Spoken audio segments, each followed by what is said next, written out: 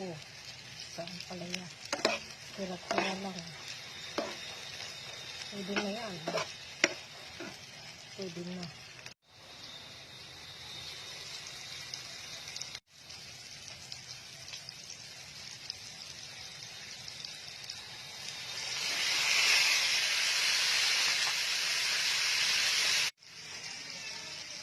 Lagay ang isang perasong itlog. Ayan.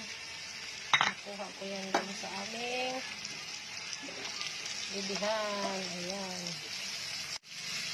Ang palaya. Sarap yan.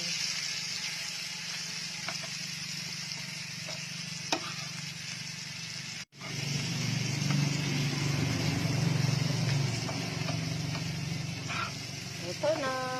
Sarap na. Pwede na iulam. Pwede na.